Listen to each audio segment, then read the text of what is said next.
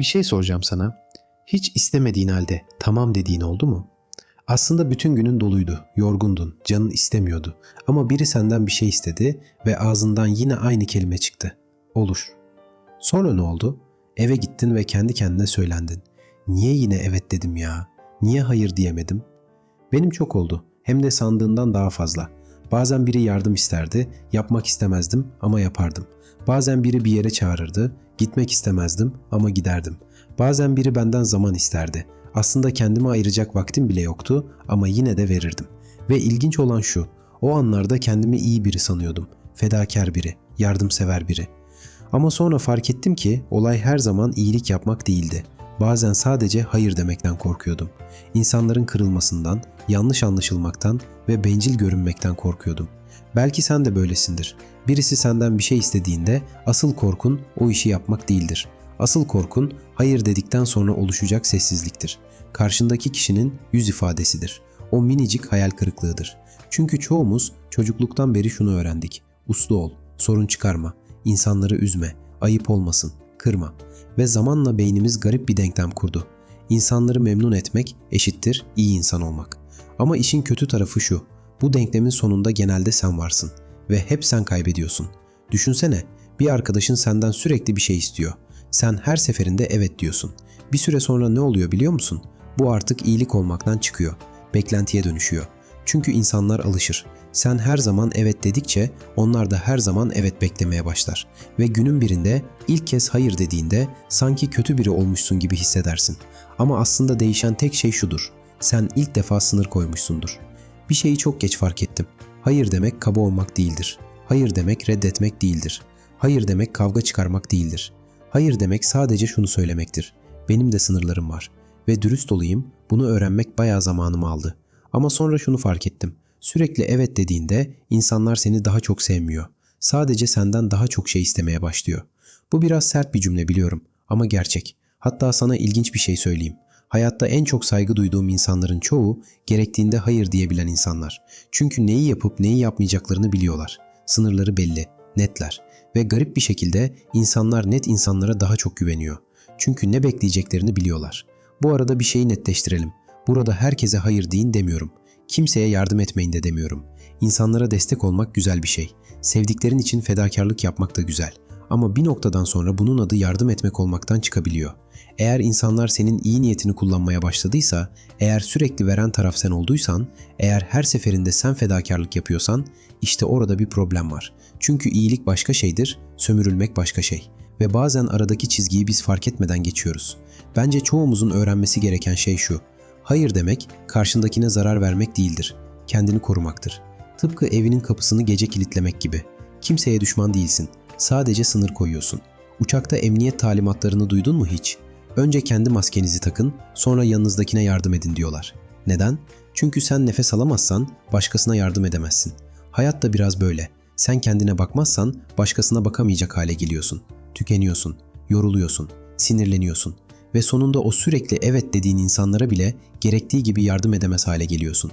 O yüzden hayır demek bencillik değil. Hayır demek sınır koymak. Ve sınır koymak kendine saygı göstermenin bir yolu.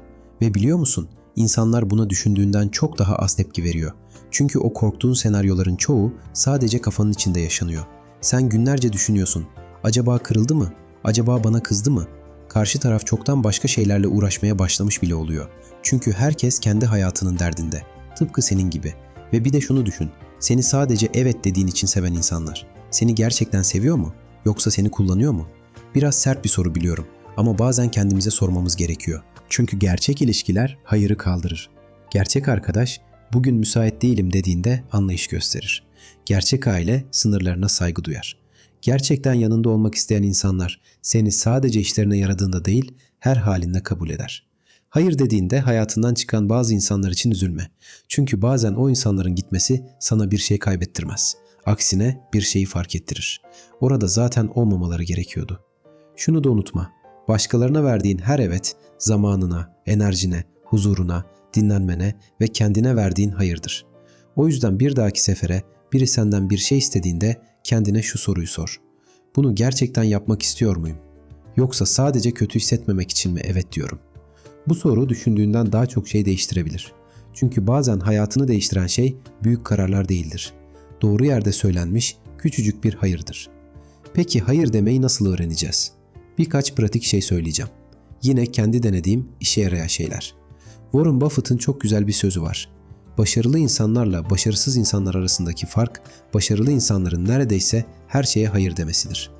İlk duyduğumda biraz sert gelmişti ama düşününce mantıklı. Çünkü zamanın sınırlı, enerjin sınırlı, dikkatin sınırlı.